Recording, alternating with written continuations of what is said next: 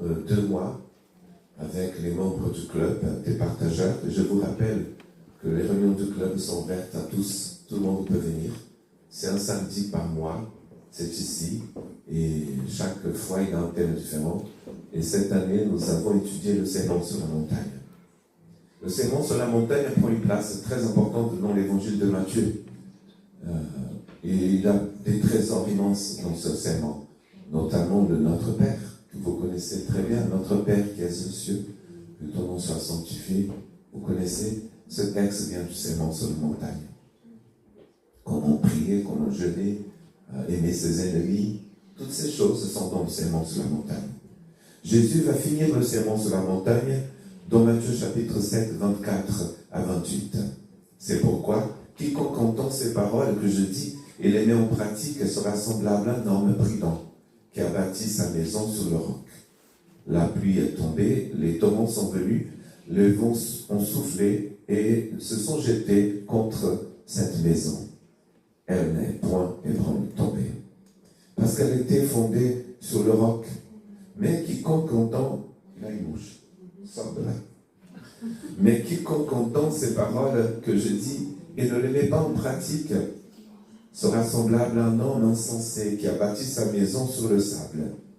La pluie est tombée, les torrents sont venus, les vents ont soufflé et ont battu cette maison. Elle est tombée et sa ruine a été grande. Après que Jésus eut achevé ses discours, la foule fut frappée de sa doctrine, car il enseignait comme ayant autorité et non pas comme leurs scribes. Les scribes, donc c'est une partie des religieux juifs qui étaient responsables des écritures, de traduire et de copier les textes. Donc le scénario religieux de l'époque de Jésus, c'est les pharisiens qui sont très attachés à la loi de Moïse, les sadducéens qui sont très attachés à tout ce qui se passe autour du temple. D'ailleurs, en 70, le temple est détruit, donc il n'y a plus de groupe. Certains appelaient ça des sectes, des sadducéens. Il avait les enseignants de Coran qui étaient plutôt des guerriers qui se battaient contre les Romains. Il avait ses scribes. Jésus a de l'autorité. Quand il commence ce texte de la fin du sermon sur la montagne, il dit « Quiconque entend ces paroles ». De quelles paroles parle-t-il à votre avis? Mais de toutes ces paroles du sermon sur la montagne qui commencent avec les béatitudes. Donc si on entend les paroles du Christ et si on ne les met pas en pratique, on est comparé à quelqu'un qui construit une maison sur le sable. Le souci avec la maison sur le sable, c'est quand la tempête vient. Parce que quand tout va bien, tout va bien, n'est-ce pas? Vous avez vu, peut-être suivi les catastrophes qu'ont provoqué le tremblement de terre en Turquie, il y a peut-être 2-3 ans. Et il y a énormément de personnes qui sont mortes, énormément. Vous pouvez regarder sur YouTube ces immeubles immenses qui tombent tout seuls avec le tremblement de terre. Tout allait bien pendant des décennies, même des siècles. Mais cette région de la Turquie est une région sismique dangereuse. Il y a des tremblements de terre, mais ils n'arrivent pas tous les jours. Donc on construit n'importe comment, mais quand il y a un tremblement de terre, on voit bien que ces maisons n'ont pas été bien construites. Tout allait bien dans le monde sans Jésus. Mais quand il y a une catastrophe, les gens sont désespérés. C'est pour ça qu'il faut écouter ces paroles du Christ et les mettre en pratique. C'est sûr que de mettre en pratique les paroles du Christ sans l'aide du Seigneur, sans l'aide du Saint-Esprit, c'est pas possible. On ne peut pas, n'est-ce pas? Voilà pourquoi Christ a mis tout à notre disposition pour qu'on puisse mettre ces paroles en pratique. Par exemple, il dit qu'il faut aimer ses ennemis. Il faut prier pour eux. Il dit ça dans le sermon. Il faut prier pour ses ennemis. Il faut bénir ceux qui nous maudissent. C'est très dur ça.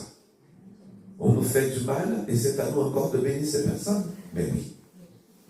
Si vous ne bénissez pas vos ennemis, si vous ne priez pas pour ceux qui vous maltraitent, votre maison est construite sur le sable. Le jour où la tempête viendra, elle va partir. 2 maisons. Mais ce qui est embêtant avec les pasteurs, parfois, c'est qu'ils parlent de 2 maisons, mais à la fin, ils vont prêcher sur toute autre chose. C'est ce que je vais faire d'ailleurs ce matin. Je vais prêcher sur les deux aussi, les deux sémences. Il y a beaucoup de deux dans la Bible. Par exemple, Jésus est le premier et le dernier. Ça fait deux. Jésus est le début et la fin. Ça fait deux aussi. Il est l'alpha et l'oméga. Paul nous dit que Jésus est le premier Adam et le deuxième Adam. Il est le premier homme et le dernier homme aussi. Il a l'ancienne alliance et la nouvelle. Il a deux maisons, mais il a aussi deux moissons. Galates 6, 8. Bien sûr que tout ça, ça va être lié. À la fin, on espère. Celui qui sème pour sa chair moissonnera de la chair, la corruption. Mais celui qui sème pour l'Esprit Saint moissonnera de l'Esprit Saint la vie éternelle. Deux maisons, deux moissons aussi. La vie de tout le monde est composée de ces deux maisons et de ces deux moissons. On a en Europe, par exemple, des pays comme la Suisse qui ont toujours été neutres, ni pour ni contre. Mais est-ce que ça existe vraiment, cette neutralité? Ça n'existe pas. On a compris qu'ils ont quand même fait des choses pas très catholiques pendant la guerre. Ils ont abrité, par exemple, abrité chez eux des trésors volés aux Juifs, par exemple. Donc, dans la vie spirituelle, il n'y a pas de neutralité non plus. Ah, je ne suis pas chrétien, les paroles de Jésus ne sont pas pour moi. Les paroles de Jésus n'ont jamais été écrites pour les chrétiens. Elles ont été données à l'humanité tout entière. Et d'ailleurs, Paul est tellement incroyable, moi je dis parfois dingue, c'est que Paul nous parle d'un Christ qui est mort pour l'univers tout entier. Il dit, un jour, tout ira dans la direction du Christ. Ah, mais nous, on ne veut pas. Mais tant pis, vous y allez quand même. Tout genou fléchira devant le Seigneur. Le genou des chrétiens? Non, tous les genoux. Et pas seulement des êtres humains, aussi des êtres qui ne sont pas humains.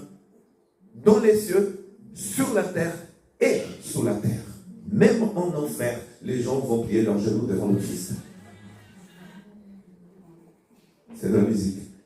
Tout genou fléchira devant le Seigneur. Donc la moisson ici, les deux maisons aussi, c'est pour tout le monde. Il a deux types de moissons ainsi qu'il a deux types de maisons. Il a la moisson de la chair et celle de l'Esprit Saint.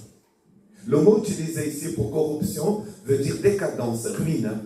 C'est une pomme que vous partez en vacances et vous la laissez sur la table pendant 1 mois.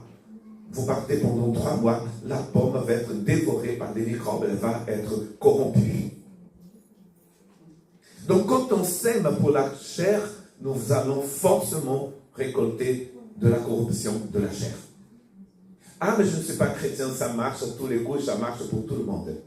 Tout ce que nous semons, nous allons récolter. C'est comme ça dans l'univers créé par Dieu, c'est comme ça dans ce monde.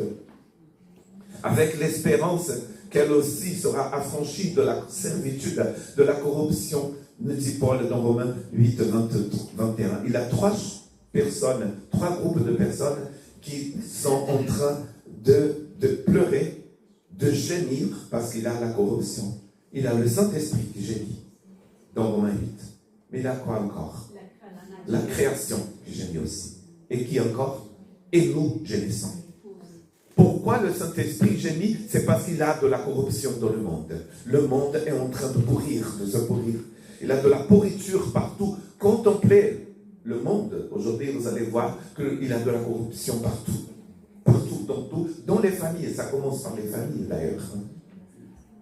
Quand on veut détruire la société, on détruit quoi? La famille.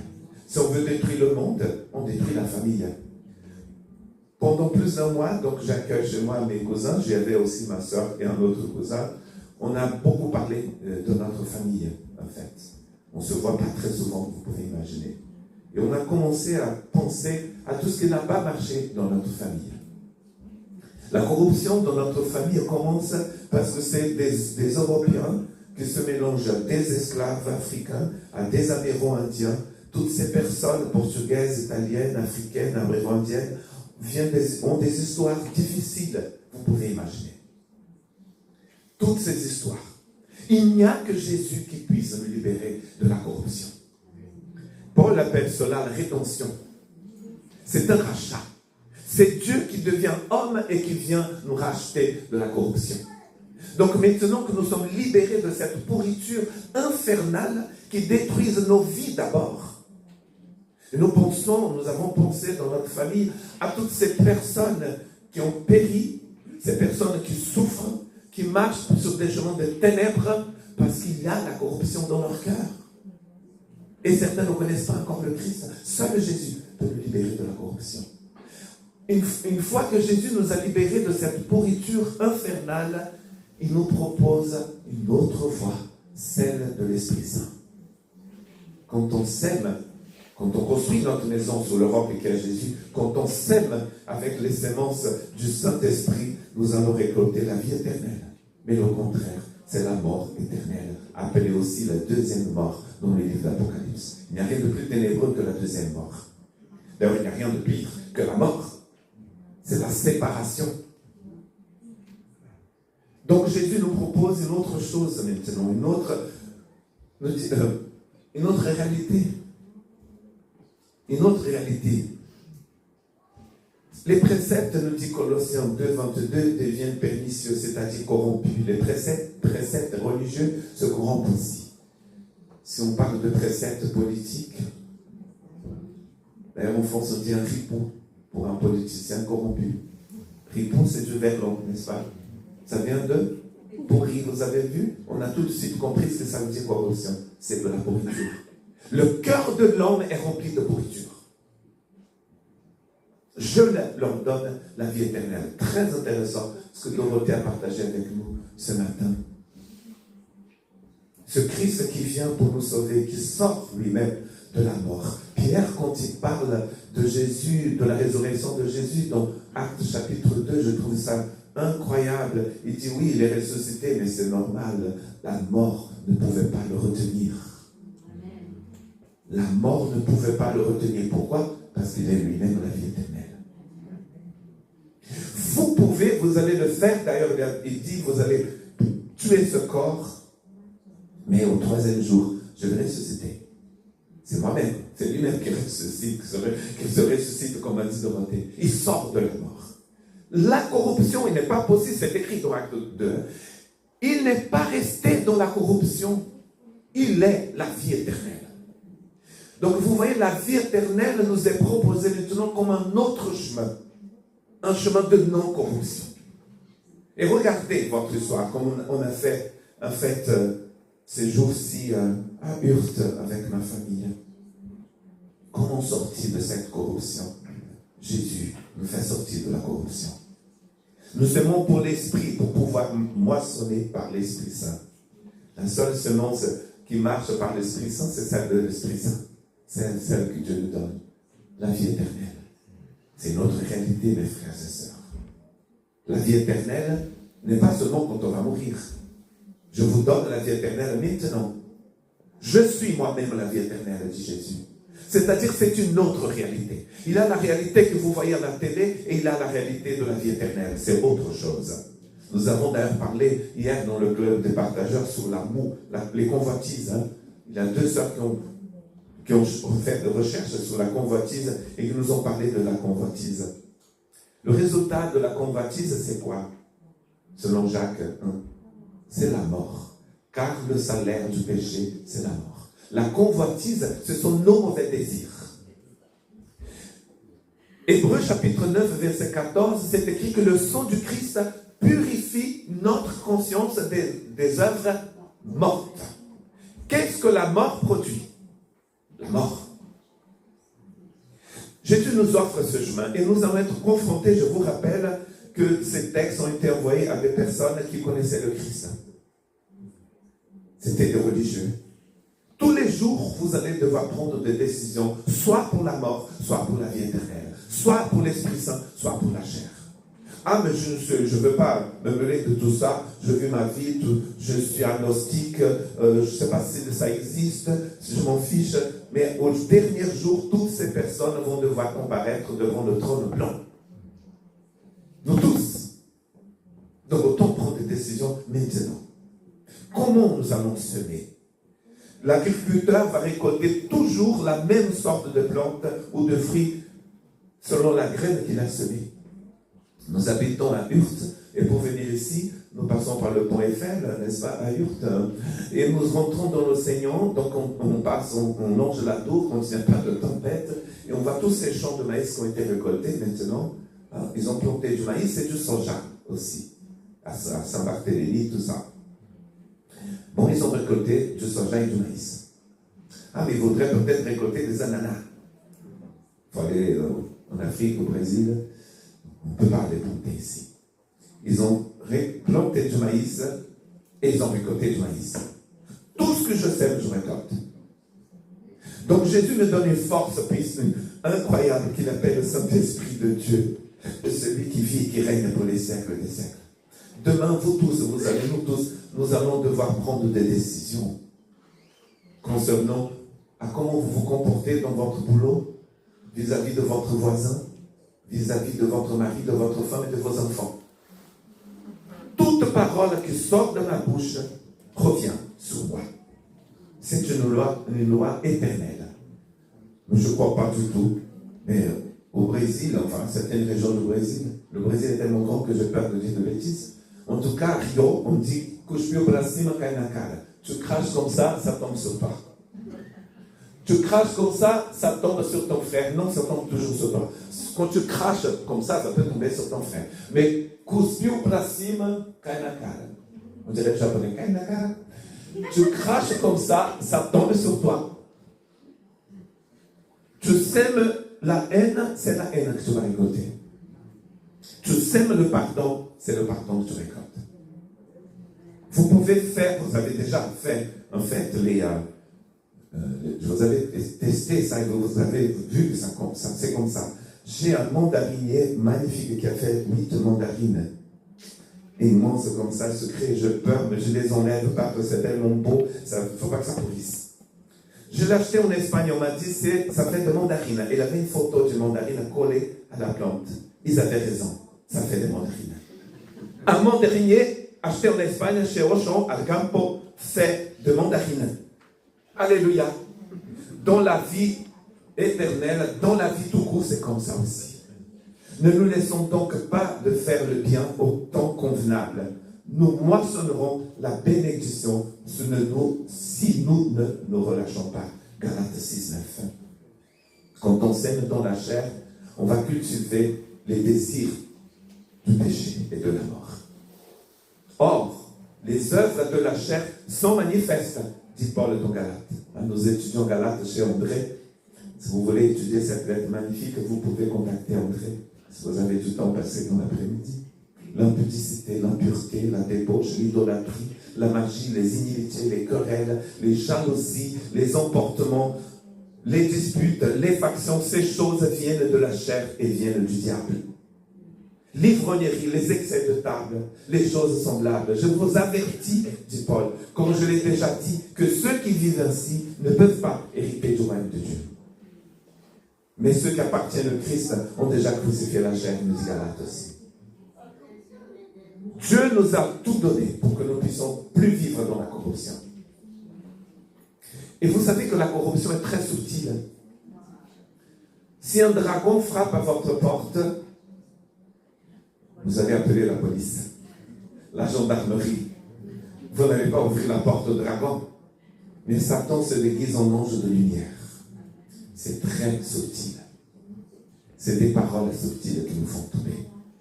C'est des choses petites qui deviennent immenses, qui nous font tomber. Vous comprenez ce que je suis en train de vous dire? C'est même pas intelligent de semer dans la chair. Parfois, nous le faisons parce que nous ne savons pas. Mais maintenant, vous le savez parce que c'est écrit dans la parole. Pourquoi est-ce que Dieu nous a donné toutes ces paroles? Pour que nous puissions les utiliser. Je n'aime pas ma belle-mère, certains disent. Vous êtes en train de cracher sur vous-même. J'aime ma belle-mère. Bon, j'adore ma belle-mère. Hein? Je l'appelle maman. Je parle de mère, j'appelle la maman de Suzanne ma mère. Et j'appelle son père mon père. Chaque parole d'amour qui sort de votre bouche revient sur vous. Mais chaque parole de haine, ça revient sur vous aussi. Deux maisons, deux façons de semer.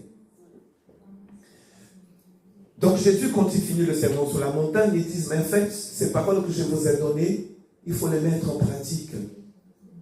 Et ça va marcher pour vous. Vous allez voir que ça marche. Jésus est d'une intelligence éternelle et il sait ce qui marche et ce qui ne marche pas. Il sait tout. C'est Jésus qui va vous guider demain dans votre parcours de vie, alors que vous sortez pour aller au boulot ou pour rester à la maison si vous êtes à la retraite. C'est Jésus qui veut vous guider, pas seulement quand on vient au culte, c'est tous les jours de votre vie.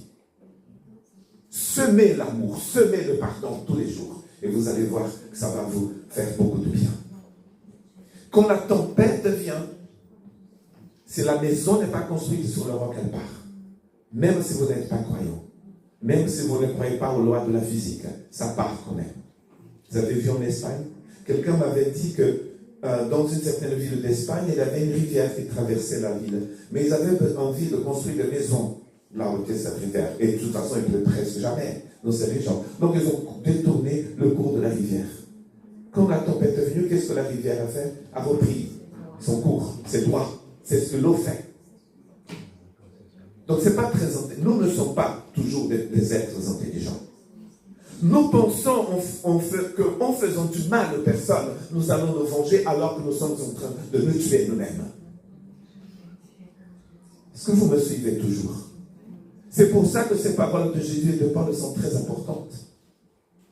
Revêtez-vous de la nouvelle nature créée par Dieu, nous dit Paul. Dieu vous a donné un manteau haut de gamme, haute couture céleste. Mettez ce manteau, il est à vous, c'est gratuit en plus. Cherchez d'abord le royaume de Dieu. Je voudrais donner un tout petit témoignage qui est d'une importance vitale pour moi. Donc encore en parlant de ma famille qui est là, je suis en train de récolter des choses qui ont été semées quand j'étais à l'école primaire, notamment avec cet ami qui est là. Quand on parle aujourd'hui, quand on prie ensemble, nous sommes en train de récolter tout l'amour que nous avons partagé dans notre enfance. C'était pas en vain. Nous récoltons tout que nous aimons. Cette confiance qui existe entre nous. On peut passer des heures là, c'est horrible pour ma femme et pour ma cousine, mais on peut passer des heures à discuter. À minuit, 1h du matin, on est en train de discuter encore, de parler de choses profondes. Je peux ouvrir mon cœur avec cet ami. Il peut ouvrir son cœur aussi. Parce que nous avons semé. Semer l'amitié. Semer l'amitié. Passer du temps avec les gens, à aimer les personnes, à donner de l'importance aux personnes. Voici comme Jésus donne de l'importance aux personnes. Il n'y a pas d'amour plus grand, dit Jean, que de donner la vie pour son ami. Vous pouvez chercher. Vous pensez que la vengeance c'est puissant? Non, c'est l'amour qui est puissant. La vengeance détruit, l'amour construit pour la vie éternelle. Nous sommes en train de parler de vie éternelle, mes frères et sœurs. C'est pas seulement pour demain, c'est pour toujours. Cet amour, comme Dorothée a dit, Dieu est amour. C'est pas Dieu possède l'amour, il est lui-même amour. Or, cet amour, c'est la force que Dieu nous donne pour combattre la corruption. Car le fruit de l'esprit, le même texte dit, l'œuvre de la chair, c'est ça et ça. Il a 4 catégories. Vous pouvez voir, il a les catégories de religieuses, sexuelles, il a aussi les vices et il y a la mauvaise utilisation de la langue, dont les œuvres de la chair de Galates 5. Mais heureusement pour nous qui dit aussi, même le fruit de l'esprit, c'est agapé. Un seul fruit qui contient d'autres fruits dedans. Dieu est amour. Dieu veut que vous soyez remplis de cet amour et que vous le partagez autour de vous. Semez l'amour. Pas l'amour je peux chanter aujourd'hui, sinon je ne vais pas chanter Lara Fabian. Je t'aime comme un fou, comme un soldat, comme un stade au cinéma. Ça ne marche pas, cet amour-là. Le même jour où on fait une déclaration d'amour comme ça à quelqu'un, 2 jours après, cette femme est déjà avec un autre homme, cet homme est avec une autre femme. Je t'aimerai jusqu'au bout. Et 2 ans après, ils sont divorcés. Non, ce n'est pas cet amour-là. C'est l'amour éternel du Christ qui a été déversé dans notre cœur par le Saint-Esprit. C'est écrit dans Romains 5,5. Lisez chez vous Romains 5,5. Dieu a déversé par son esprit son amour dans notre cœur. pas déverser comme je déverse du thé dans ma tasse de thé. C'est déversé comme les Foz do Iguaçu au sud du Brésil, entre le Brésil, l'Argentine et le Paraguay. C'est un fleuve Paraná immense qui descend dans 250 chutes, une fois, deux fois, et ça coule vers l'Atlantique. C'est Niagara aussi aux États-Unis, moins important que Foz do Iguaçu. C'est Victoria en Afrique, la plus grande chute au monde qui tombe. C'est la chute de Gavarnie, la plus haute chute d'Europe, qui descend dans la vallée, il devient le Gave de Pau, et après ça devient la tour. Vous voyez? C'est ça l'amour de Dieu. C'est un torrent.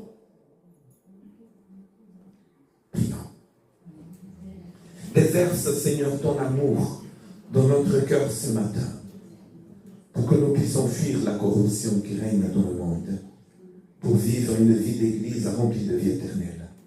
Que cette église soit remplie de ta vie, Seigneur.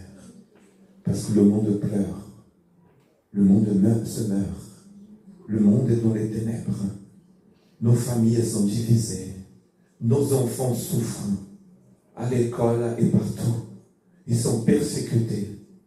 Déverse ton amour dans notre cœur, pour que nous puissions semer, Seigneur, semer cet amour partout.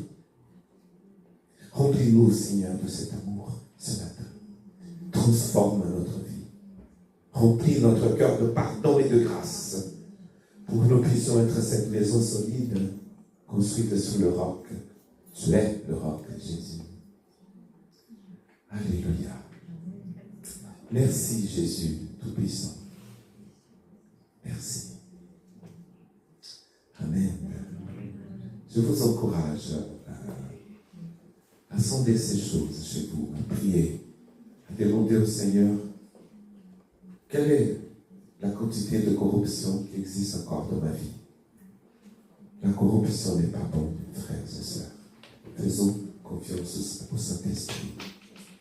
On peut peut-être chanter maintenant aussi.